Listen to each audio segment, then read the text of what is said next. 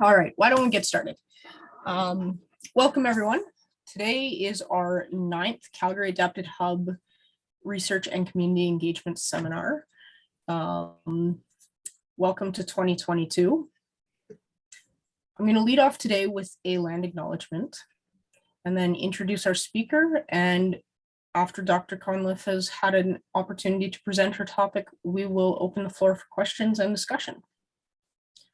So in the spirit of reconciliation, we acknowledge that we live, work, and play on the traditional territories of the Blackfoot Confederacy, Siksika, Kainai, and Piikani, the Tsuut'ina, the Stoney Nakoda Nations, the Métis Nation of Region 3, and all people who make their homes in the Treaty 7 region of Southern Alberta. Today with us, we have Dr. Elizabeth Condliffe presenting on how robotic gait trainers facilitate adapted physical activity. Dr. Condliffe is a clinician-scientist at the University of Calgary in the Department of Clinical Neurosciences, interested in improving the care of people with cerebral palsy and other causes of long-term neurodisabilities. Clinically, she largely sees patients with cerebral palsy and other pediatric onset neurodisabilities. Her research focuses on improving clinical interventions to promote neuroplastic change and reduce multisystem impacts of impairments throughout the lifespan. She leads the Movement Impairment team of the Restore Network and is a member of the Riddell Pediatric Rehabilitation Research Group and the NonInvasive Neurostimulation Network, also known as N3. As a biomedical engineer, neurophysiologist, and physiatrist, Dr. Condliffe leads the Pediatric Onset Neuromotor Impairment Lab, also known as the PONI Lab. Dr. Condliffe uses technological innovations, including robotic gait training, neurophysiologic, and clinical tools to understand the mechanisms of impairments, as well as evaluate and deliver interventions. Welcome, Dr. Condliffe, and I will turn the floor over to you. Thanks, Letitia. You know, in many ways, I think I should have declined the invitation to present today and waited for another 2 years until we really knew how robotic gait trainers maybe play a role in facilitating adaptive physical activity. But let's face it, they captivate the imaginations, and in 2 years, the media will have told this story. So I'm going to do my best today to tell the story about what we do know or think we know at this point, even though we realize this is a rapidly growing emerging field that we're still figuring out. Before I begin, a few disclosures, as Letitia already acknowledged. I am a settler in the Treaty 7 region. I'm also able-bodied. I have volunteered with adapted physical activity, but I'm not a recreation or exercise professional. I am a physiatrist physician specializing in working with people with disabilities, and a scientist engineer, which leads me to have a bunch of affiliations and thus logos on the slide. I do receive some financial support from mostly local organizations, and an industry partner, Trexo Robotics, has loaned us their robotic gait trainer. As of this September, we have one. So what are we going to chat about today? I think it's worth discussing what are the robotic gait trainers that might be used for adaptive physical activity, and who might they provide meaningful adaptations for? Do they actually facilitate adapted physical activity? And actually, because the evidence is better, we're also going to focus on what impacts that we may find of physical activity here, what might be associated with the provision of the physical activity that the robotic gait trainers impact. Please note, I'm not talking today about other uses of robotic gait trainers and focusing mostly on physical activity and the impacts of physical activity for people with movement impairments. So the Lokomat that's in this video is the most studied robotic gait trainer. You can see here, it's a stationary device. It's over a treadmill, used generally in a clinic or hospital setting, has handrails, can provide a graded amount of weight support. It's got actuators. I may use that term a couple times. It's the motors, the things actually doing the robotics. So the actuators here are at the hip and the knee, which are pretty visible. But what you may not realize is there's also an actuator controlling the height the center of mass, because that actually does typically fluctuate in people as we walk. It's controlled by a therapist, not by the user. And it does require 1 to 3 people's assistance to get in and out of, other than the user. So those are just some of the things that are worth thinking about when you see different gait trainers. Here's another example. This is the Trexo. It's an overground gait trainer. It can be used in clinic, in the home, and in the community, and is used in conjunction with a walker. It can only be used up to 150 pounds, but can, up to that limit, provide full body weight support or a partial body weight support. Like what we just saw, it's got actuators, so those motors that are turning lights here at the hips and the knees, and is generally controlled by someone else holding a tablet, not the user itself, in terms of its speed on and off. And usually only requires 1 other person for getting in and out of. Some more examples. You may not think of this in a walk here as a robotic gait trainer. Looks like a motorized stepper to me, but others have classified it as a robotic gait trainer, and I think it's provides a similar enough type of intervention that it's worth discussing today. They actually have another version of it, looks a little more finalized here, where they can add a module where you get the arm motion that appears to be tied to the leg motion as well. And I know their current model, you can still have the tray that we saw previously and get this more finished look. Then there's overground exoskeletons, the Rewalk, the Exo, other completely untethered devices that are meant for use in the community.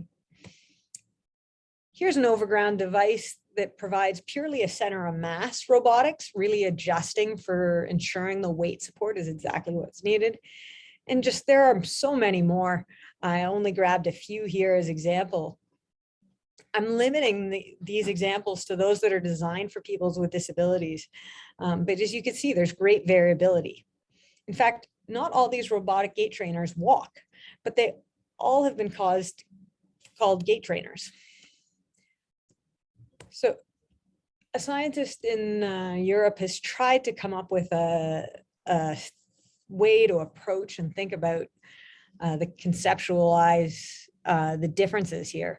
And while this was for gait therapy technologies in general, there are a few things in this figure. Do not worry about following all the small details in the figure, but there are a few things worth looking at. One is that we need to recognize that different devices will work for different people based on their levels of impairments and different types of abilities. Some will provide weight support, some will not, some will be stationary, generally over a treadmill. Others will be overground and maybe tethered, such as to a ceiling track, or completely untethered, such that it could be used at home. And the spectrum really goes much beyond what we're seeing here to human enhancement robotic gait devices, such the military is exploring to aid in the marching with heavy packs. There's been a true exponential curve. I think, thanks to COVID, everyone knows what I mean there, in the number of devices available and the literature around it. In 2017, so less than 5 years ago, there were 9 exoskeletons for rehabilitation, essentially robotic gait trainers, in people with central nervous system lesions. And then just last year, there were 25. Interestingly, only 6 of them were approved for sale in the US or Europe. And they do vary among a few important things to think about. So one is the gait aids. Do you use railings on a treadmill? Do you use a walker? Do you use forearm crutches, or nothing? They vary on the voluntary ability that is required. Do they provide full body weight and truncal support, or only a supplement? Do they target people with mild gait impairments, or those who have an inability to generate voluntary movement at all? Are they meant to be stationary, sort of like our hamster or human hamster running on that wheel, or to be overground walking? Are they meant to be used in a hospital, in a recreation center or school, or are they meant to be used in a home? The actuators, do they go forward and backward? Do they go up and down? Do they go over different specific joints? Are they purely mechanical like those gears? Or some have electrical stimulation of muscles. So rather than having the actuator being a motor, they use the human motors, the muscles, and they stimulate those to be active. They vary in how they're controlled. Do you need a clinician controlling it? Or are there user interfaces such as a joystick, a watch, a tablet? And some are controlled by the voluntary effort and movements put in by the user themselves. And they greatly vary in how much time it takes to get in and out of them, whether you can get in and out of them from a wheelchair or whether you have to be able to transfer to a flat surface before getting in. And there's even one you can actually wear most of it all day long and just click the motors in when you need them. So really, robotic gait trainers can be many things. They are not, and I have yet to see even in military applications, all-terrain vehicles. They are not turning people into all-terrain vehicles, particularly the ones for rehab. I have not seen any yet that handle uneven ground particularly well. They don't handle rough surfaces, so they're not for use on sports fields yet. Very few handle stairs or even corners without significant effort or external support, so they're not for use on things like trails yet. None of these items are free, and being a technology that is used by few and they're often seen as medical devices, they tend to be quite expensive. So why do people usually use robotic gait trainers? Well, usually it's not physical activity. Usually it's for walking and participation in activities of walking. One of the families and one of the studies we're involved in is using the robotic gait trainer to include their child in a walk to get the mailbox each day. This could be done with a wheelchair, but the child's getting the participation and probably some physical activity in that walk, just like the people he's walking with and his family. There's some good evidence that robotic gait trainers help with balance or strength. And there's hope that these activities carry over to daily life and functions and other health conditions like pain and spasticity. So hopefully you've got a sense now that there are a huge variety of devices that are classified as robotic gait trainers. Really, a robot is any electromechanical device with actuators, a sensor system, a control system. And a robotic gait trainer is what it uses that for any sort of leg movement that isn't cycling, it seems. They are getting closer to being seen in your community each day, and I sort of think of them like electric vehicles were maybe 5-10 years ago, and expect we'll be seeing them more regularly in our communities in 5 to 10 years from now. So hopefully with this, you have an approach to thinking about how you could approach a new device that you might see and whether or not it would be usable for yourself or different people that you work with in different settings. Shifting gears now, we're going to talk a little bit about how do robotic gait trainers help people exercise. And I just want to thank one of our Calgary Adapted Hub leaders here for the Riddell Pediatric Rehab and Research Program logos that I've stolen the icons for here. So if we go back to that in a walk that I talked about, it looked like a stepper. They've done some of the better studies in looking at whether or not it actually caused exercise. And in fact, in a group of youth who had cerebral palsy, generally relatively mild, who were able to walk in community settings without a walker in most settings, they were able to train with the in a walk. And I don't think it was the version with the arm controls, but it was very hard to tell from the paper, at an intensity of 55 to 75% of their maximum heart rate, which is essentially a significant moderate to vigorous intensity physical activity.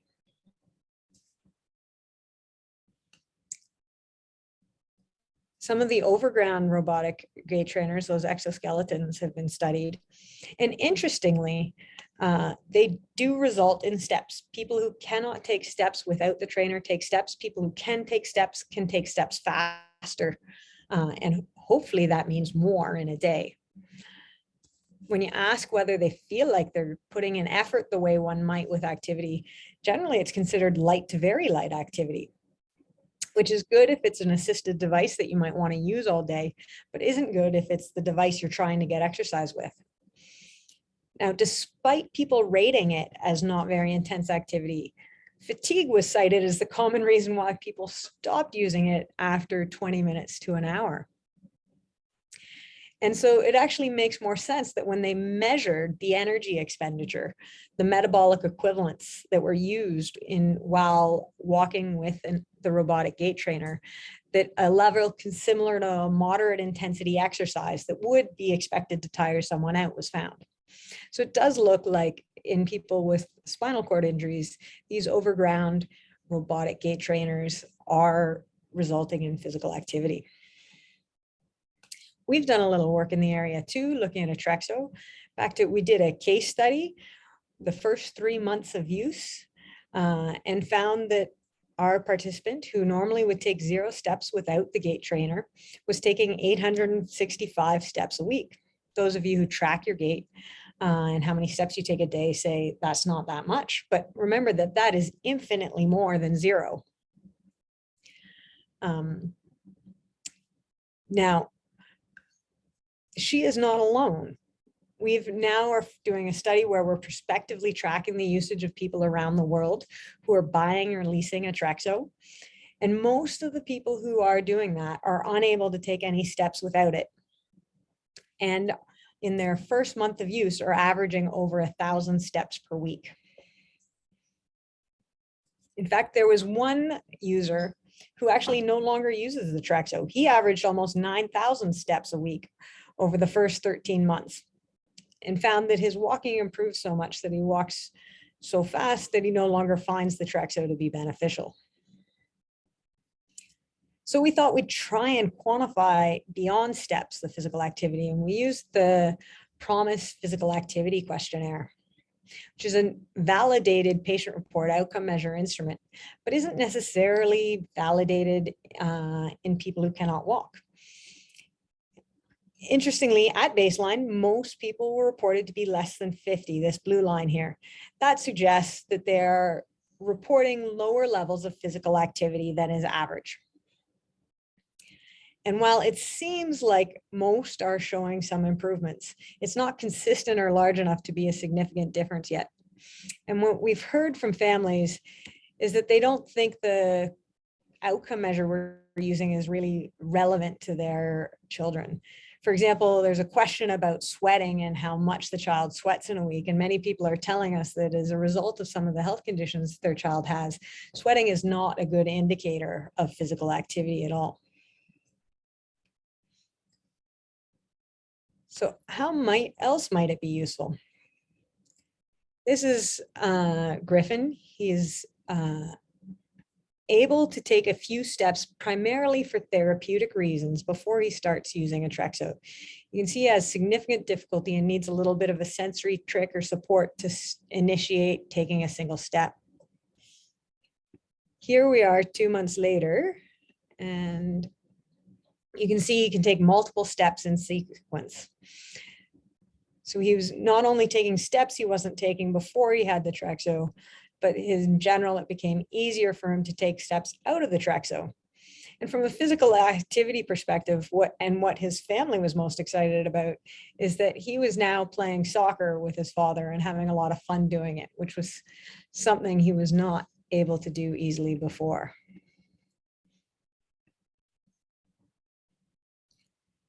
So I do think that robotic gait trainers do appear to be an assisted device for adapted physical activity. And it's definitely an exploding field, and there are very few studies that have actually measured the levels of physical activity at this point. And the results are not earth-shattering high or consistent, but we can say with decent confidence that some of the gait trainers for the right population of users are resulting in physical activity. Some of the difficulty with proving this is that it's somewhat hard to measure, as we found in our study. The typical tools for assessments may not need to be interpreted differently in people with disabilities. And so one of the ways that people are looking at it is actually looking at the impacts of physical activity, the health benefits and the inclusion benefits that are expected if devices are promoting physical activity.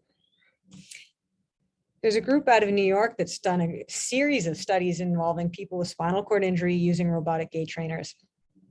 And they showed that cardiorespiratory fitness has improved after a training period with robotic gait trainers. And in fact, they showed an improvement in reduced total body fat mass.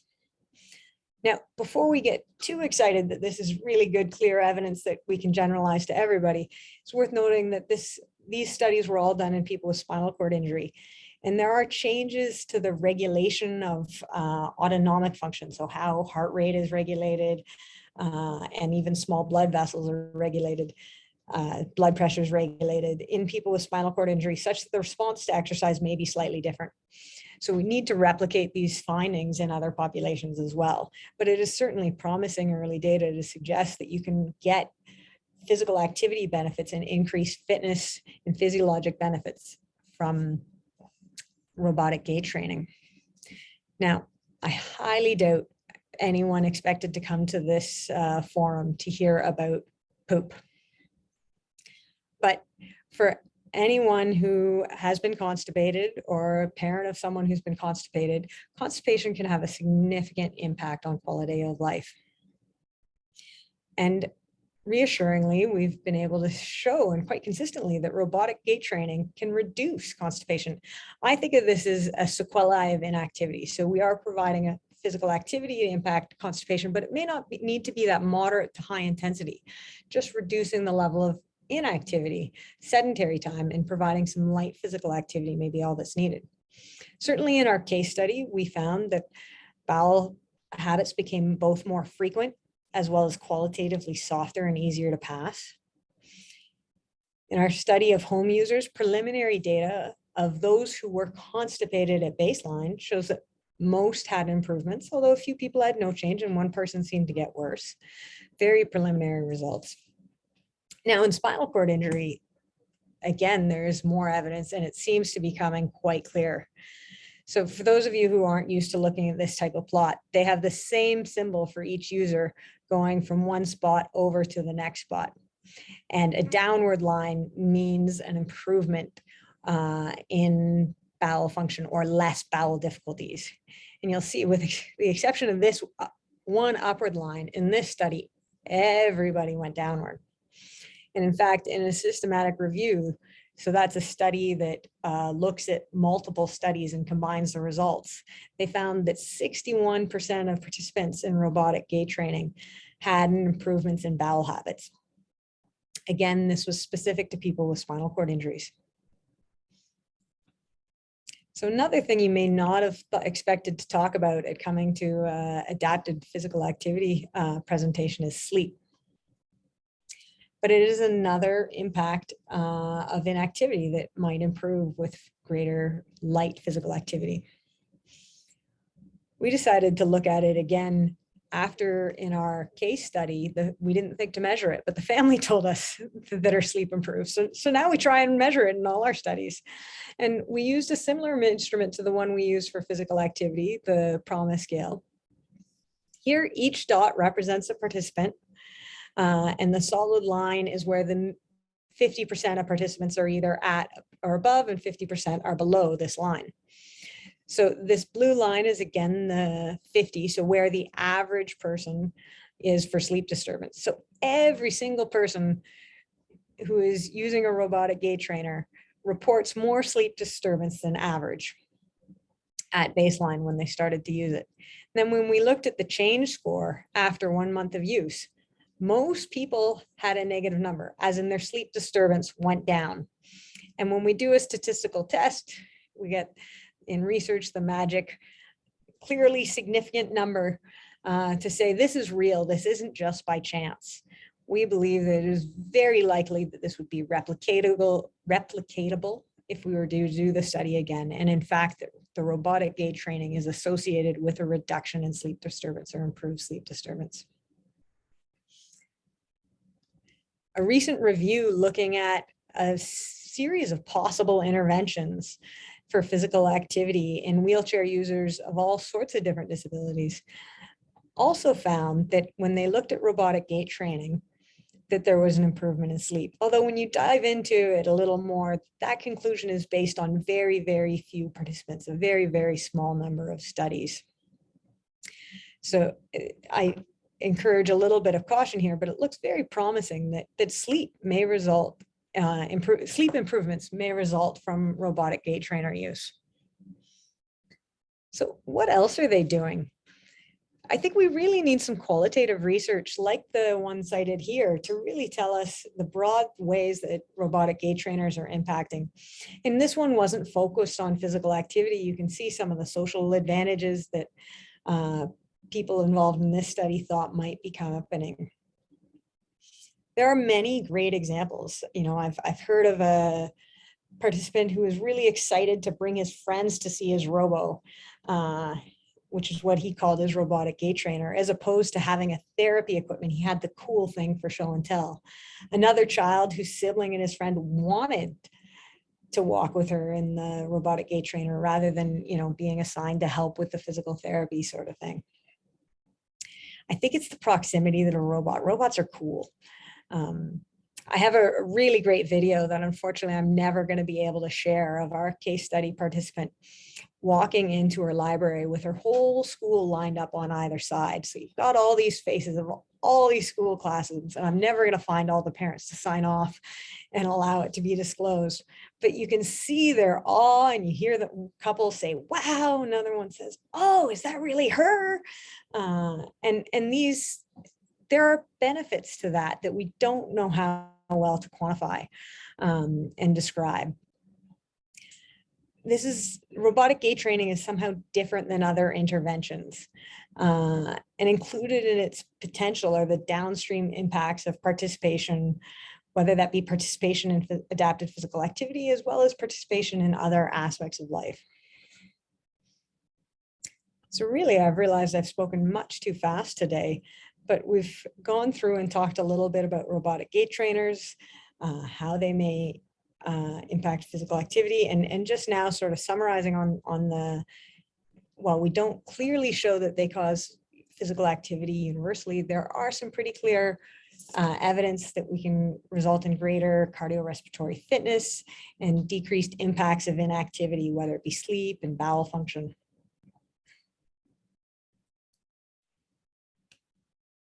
So hopefully at this point, you're aware that robotic gait trainers don't look like this cyborg, but really they can look like almost anything else.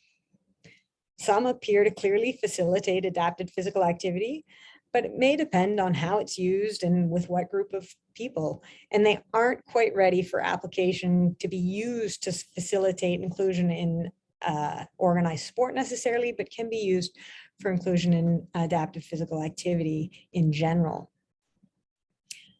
And that they do appear to result in improved physical health as a result of the physical activity, and likely have the broader impacts. And so with that, I would like to hear any discussion points, suggestions for future research, or any questions that you might have.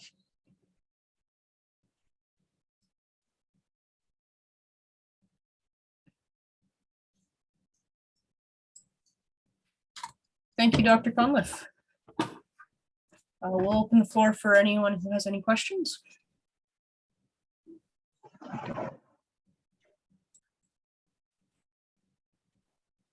Hey, Elizabeth. I do have a question if you can link up for any suppliers. I'm in Calgary, so I'm interested in any type of equipment, either for rent or to purchase, so I can perform a program like that. Cool. One, I'd say chat with the Calgary Adapted Hub, but also, so Trexo Robotics is the one that I've been working with, and they're a Canadian company, and they do have rentals. I've actually recently reached out to the German company that makes the InnoWalk, because I'm curious about what they have. They also have a much less studied overground robotic gait trainer that I didn't talk about today, because really it seems like it's mostly anecdotal evidence at this point. The Locomat sold out of Switzerland from Hokoma. There are There's definitely one in Edmonton. I'm not sure about in Calgary. And the other suppliers, if you send me an email, I can send you sort of the list of the ones I'm aware of might be the easiest rather than rhyming them all off for everyone. Yeah, of course. I'll send you a message. Great. Here, I'll put my email in the chat just in case it's useful.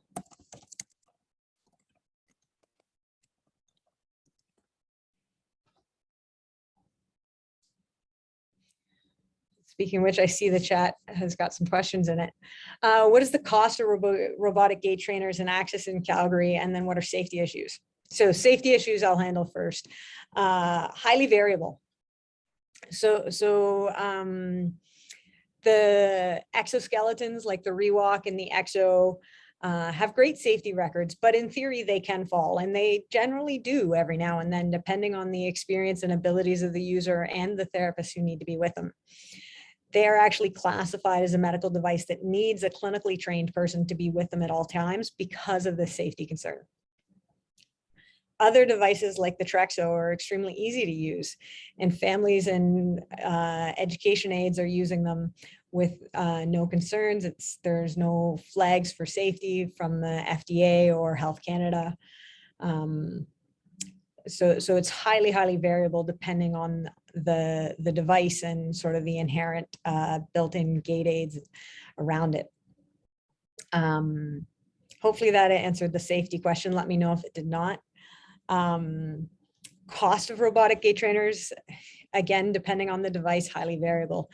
That InnoWalk looks really like a fancy Nordic track or gym stepping machine to me, which is partly why I'm curious, because I'm hoping it's not too expensive.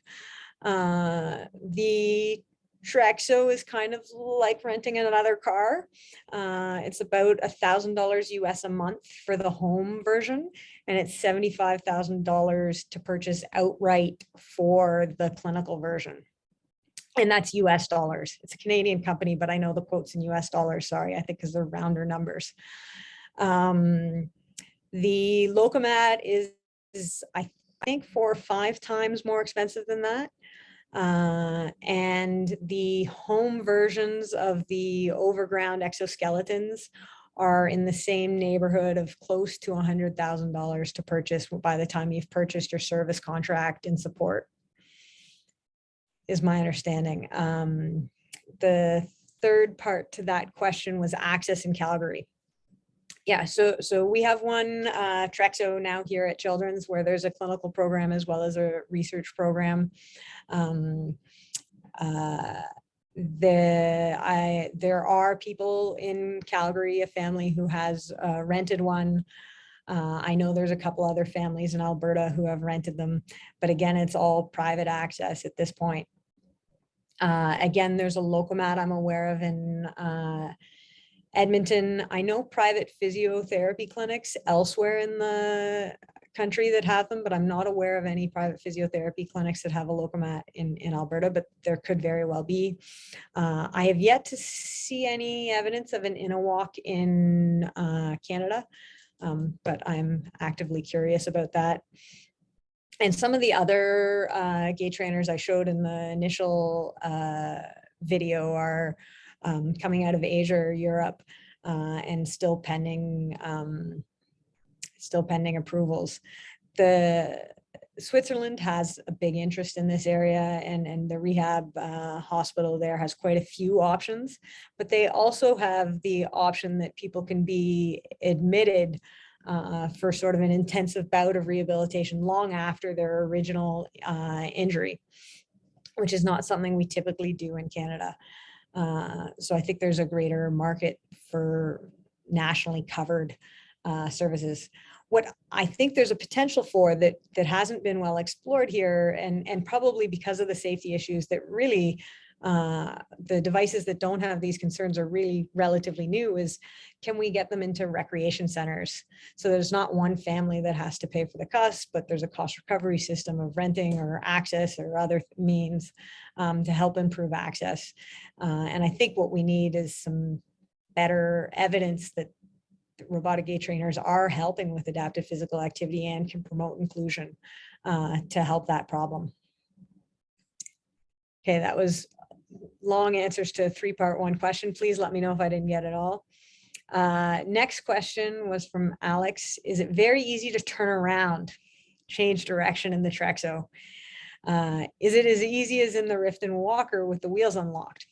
So yes and no. It is very difficult as the user in the Trexo to turn. Because the exoskeleton, the robot, is walking in a symmetric way. There are a few things you can do to make it asymmetric, and depending on the mode you're using it. So a lot of these trainers can be used in different modes that I alluded to, whether they're full assistance or partial assistance. And so if it's in full assistance mode, it doesn't matter what you do, it's going to go straight and be symmetric. And the way to turn is to have someone really just spin the walker while your feet are not, only one foot's in contact with the ground.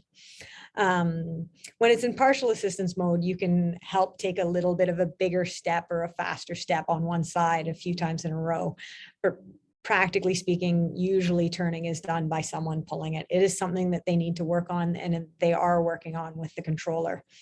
With the other overground robotic trainers that I talked about, the Rewalk and the Exo, turning is a little bit more straightforward, but does take a lot of practice and experience. Otherwise, there's the aforementioned safety concerns of falling. Would insurance companies cover sessions or rentals? Great question. Depends where you live. So in Florida, there's an insurance company that will cover the Trexo for a year. And if you show that you use it in that year, they will continue to cover it. Make-A-Wish Foundation in some areas, you can include access to a robotic gait trainer as your wish. I am not aware of any Canadians that have had insurance coverage. It's mostly private funding or charitable foundation coverage to help support it at this point. And I think it's just because the evidence of what these can do haven't caught up with it. And if anyone is interested in studying the cost efficacy of some of these potential health benefits, I would really like to talk to them.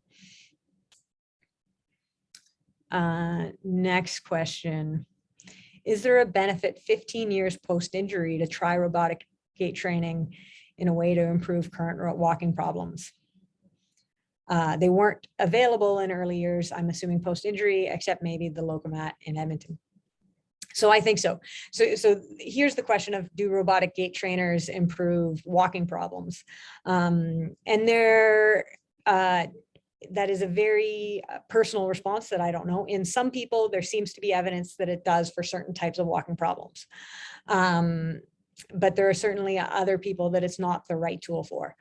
And most of the studies are done in people who are quite far out from injury. So I'm not worried about the 15 years that are mentioned in that question. There are a few studies that are done closer into the time of injury. And certainly in the post-stroke population, there's some evidence that the balance improvements with robotic gait training are bigger in people who are within the first year and a half post-injury than those who are more than 2 years post-injury.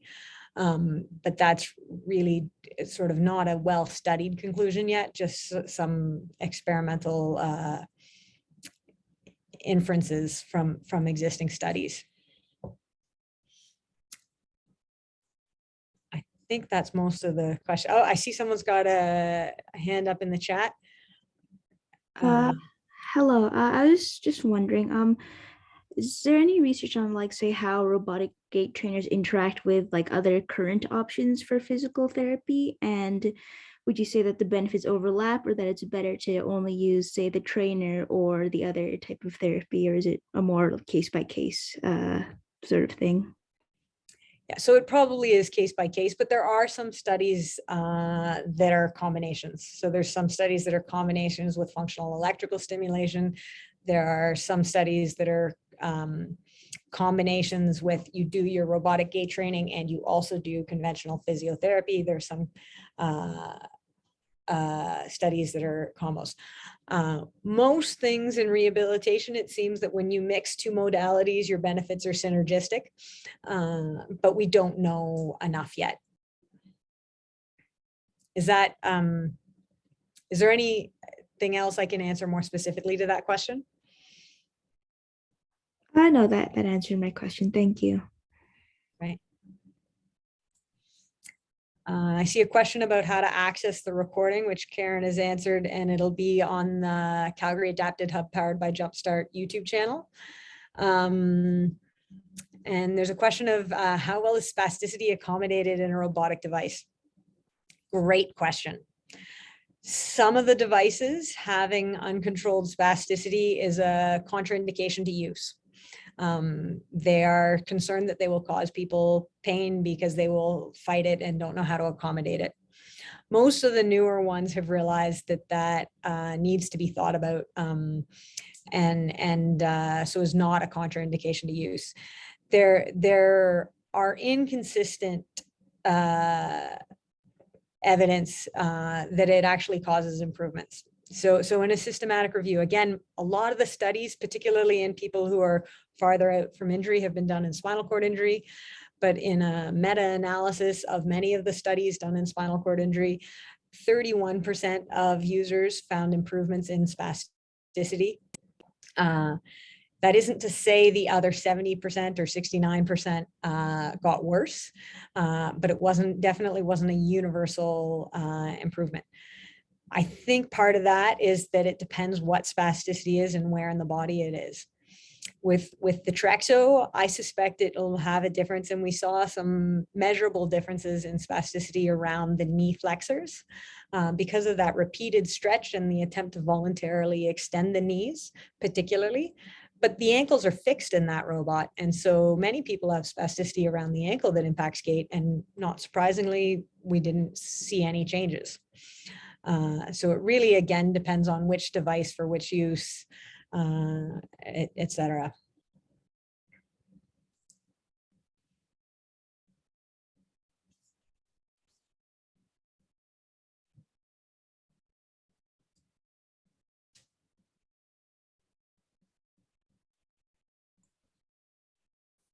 All right, are there any other questions?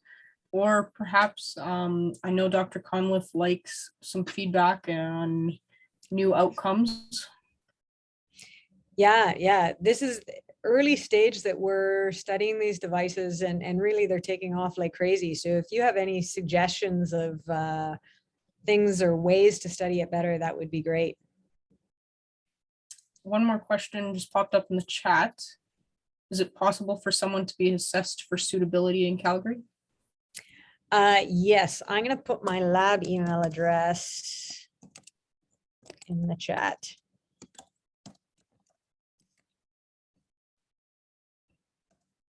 We only have the one robotic gait trainer at this point, but happy Ben, who I believe is on this call, is our research coordinator, and he's happy to link up with the clinical program to see whether or not someone may or may not enjoy it and benefit from it.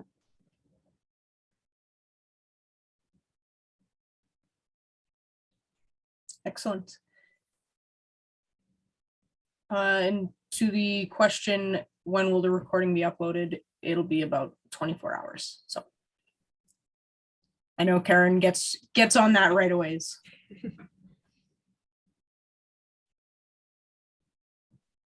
All right, well, thank you everyone for your time today. We'll give you about 15 minutes of your evening back. I'd like to thank Dr. Condliffe for her time and her presentation. It was excellent, very informative. And without further ado, wish everyone a happy evening.